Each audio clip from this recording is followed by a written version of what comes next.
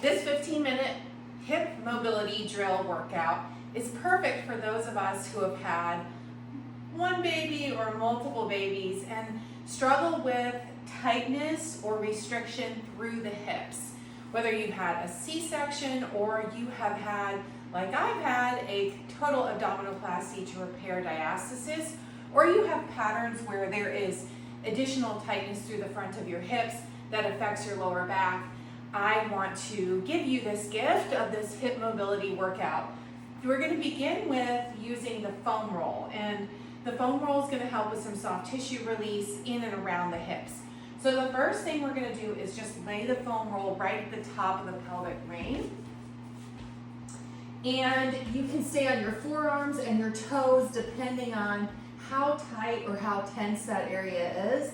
And I want you just to kind of let yourself slide back and forth over the top of the foam roll. Now my foam roll has ridges on it. If yours is one of the smooth ones, that works also. If it's too intense for you to extend your knees and lay your whole body weight on it, then you can just let your knees stay on the ground. So you can just let yourself slide back and forth over the top, just allowing just a little bit of additional shearing into the tissue. Now I am 10 years after my last second set of twins and 5 years now post-abdominoplasty. So this tissue has laid down, it is safe to do so, but you would obviously never do this on a brand new scar. Okay? Next, I want you to take the foam roll and you're gonna put it as high up as is comfortable in towards your groin. Bend your knee up, out to the side. Your other knee is down or you're just the ball of your foot, and you're gonna shear front and back so you're perpendicular to the foam roll. You can work your way down along your inner thigh, or for me, it's very tight the closer I get up into the groin area, but it feels really great just to release that tissue. Again, just going front and back, and you can go down just a little bit, but I can absolutely feel this at the end of the day when this area gets really tight and locked down. A lot of pressure builds in my lower back. Okay, just go forward and back. You can extend your leg a little bit if that feels good to you. And then we're going to switch sides. You don't have to turn around, I'm just going to switch for you. And then we're going to place foam roll again and go forward and back. And you may feel a big difference from one side to the other, or it may feel just about the same. Again, you want to respect your tissue tolerance here too, so we're not trying to force the motion or go to a point of pain. Protecting the lower back and your just light contraction of the abdominal wall here so we're not sagging. And again, you can extend the leg if that feels good to you. And we're going to do 2 more drills in this area. Really good. Feels good just to get some motion there. I'm filming this first thing in the morning, so it's a nice way to wake up. Okay, good. Let's go back to our first drill that we're doing. We're going to go down just a little lower onto the quads. And here we're just going to go right at the pubic mound itself and shear back and forth. This again can be a really big area of tension. It can be very, very tender. So just respect your body and go to the point where it feels best to you. If it feels better just to kind of glide up and over the top, that's fine also. For me, I like to do a combination of shearing and then just a little bit of gliding, thinking about like a sponge. We're kind of wringing out any old toxins or buildup inside of that tissue and moving them along, helping the lymphatic system to flush them out. Okay, we're going to do one more here and then move on to our actual mobility drills. So we're going to take the foam roll down and place it along our upper back. And here, you're just going to go along the back. I like to open my arms out wide. Helps if your shirt is tucked in. But you can also just let yourself kind of glide over the top. You're going to go to the bottom of the rib cage here. And again, just trying to get a few pops in there. A little bit of motion. You can take your arms out to the side if it feels good to you to let your knees drop from one side to the other, just causing a little bit of rotation as you have that traction with the foam roll. If your neck is bothering you, you can place your hands behind your head. Place your elbows up. There's lots of different body positions that you can adopt during these motions. Great. Okay. If you enjoy that, you can pause that and repeat that one more time. But we're going to start on the ground with some cat-cow. I want you to go into a staggered knee position with one knee slightly forward and your hands are parallel. And here you're going to think about drawing the pelvis closer to the rib cage and then lifting the tailbones towards the ceiling. So we're going to exhale, let your head drop as well, and then eyes look up to the ceiling. So we're going to exhale, look between the knees, and inhale, tailbone shines to the ceiling. You can add a little bit of a wiggle in there.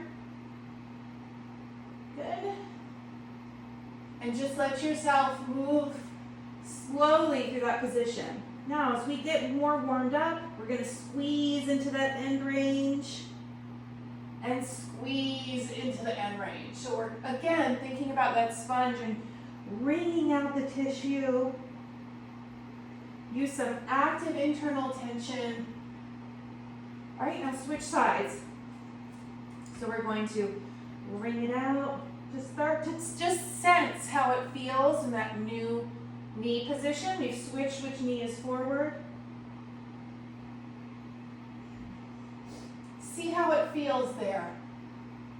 Once you get a sense of your areas of restriction, you can squeeze and then squeeze. Don't forget your breath. We're going to exhale on the up and inhale on the down. Think about reaching the breastbone forward, and here tailbone tucks. Include your neck and tuck again. Spread those shoulder blades and relax. Really good.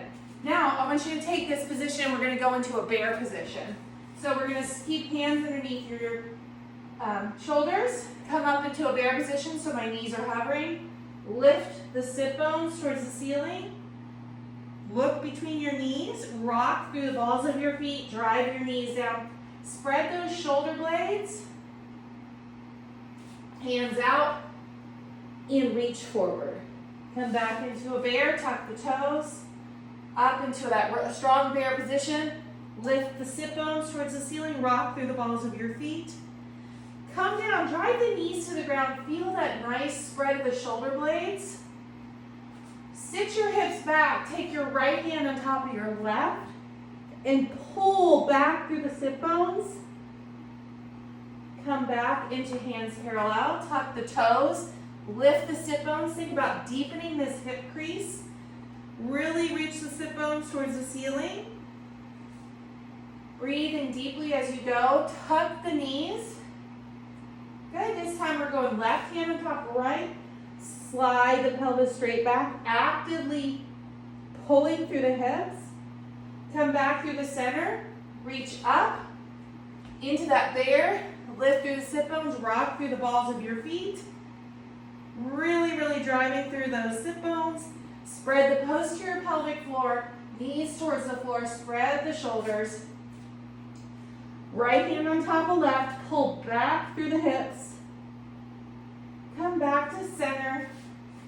Reach through the sit bones again. We'll get one more good one. Good.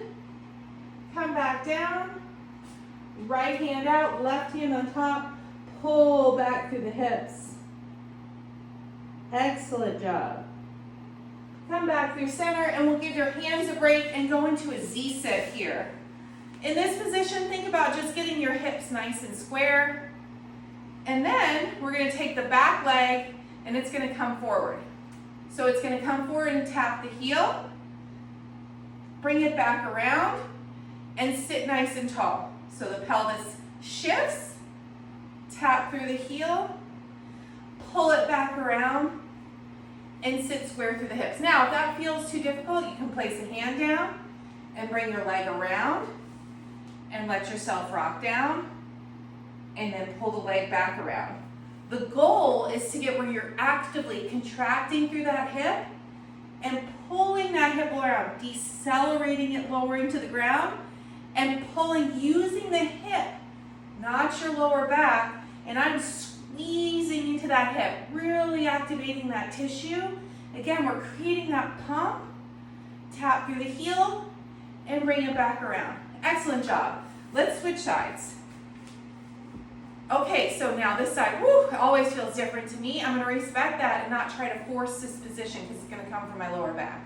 So I'm gonna use this hand, squeeze through that hip, and then pull back around. You can even see the difference on me, and you may sense it on yourself. That's okay, but these asymmetries is what drives lower back pain if we do not address them. Squeeze through the hip, good, and be mindful, are you using your lower back? If you are, use those assists with your hands. Squeeze, bring it around, really trying to get that glute activated and squeezing, good. Come back through center. I can use this other foot as a gauge too, am I reproducing this motion the same on this side or similar? Squeeze and come back through middle, really good. Get one more, nice work. Okay, we're gonna take this position and put it into a little bit of a stretch. So we're gonna go here and go wide knees, but we're gonna turn our heels out just slightly, and we're gonna pull back through the hips. So from the front, it looks like this. And we're just gonna come back up. So I'm rocking straight back. Again, thinking about opening up through that posterior pelvic floor. Once you have that motion, that's how we look there. Next one, we're gonna take our arm down and we're just gonna reach and then come back through center. Come back up onto your hands. Drive straight back through the hips. I'm not tucking the sit bones. Good. So that's how it looks from the front. From the side, my mat's not wide enough for comfort, so I'm gonna go back to the front. We're going back like this. See my hips are sitting straight back. I'm not tucking. If that's what you feel is happening, then you stay here and you do a little reach.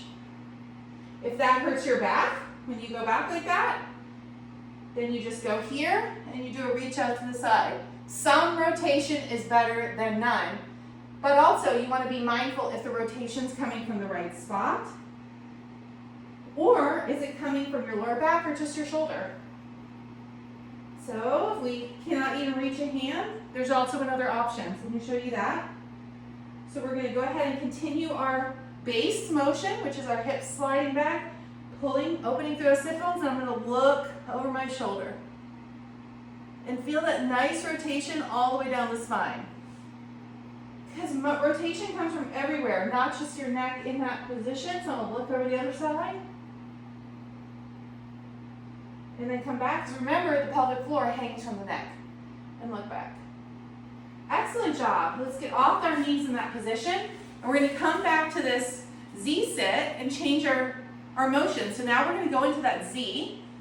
You see I defaulted to favorite side. And we're going to come up, press the pelvis forward, and then come back down. For this, we're going to stay all on one side, but you could windshield wiper one side to the other. So I'm going to push my pelvis up towards the front, and then come into a reach. Getting that long stretch through the abdominal wall and through the hip. This position, we're just going to come back to neutral, though you could do a flex forward. And reach. Breathing deeply into each of these, and we're never just hanging or looking for excessive motion. We're always actively pressing our knees into the ground, our hand into the ground, really squeezing into that motion. Excellent, let's switch sides. Okay, ready? So we're gonna push up. Oof, and I feel that through the tips of my fingertips. That's what's crazy about having a big scar, is you can feel it all the way along that fascial line. The stretch is not just isolated to the front of the hip, it's all the way through the entire abdominal wall. And back to center, and then reach. I'm thinking about on this side, reaching up, not so far back, just because of the degree of restriction that I have in my hip. So I'm thinking reaching up, not over. So just pay attention for you. It should feel good, it should feel controlled. You shouldn't come out of it and feel unstable. And then come back to center. We're going to do some stability moves in just a moment. Reach up for our last drill. And then come back down. And do one more.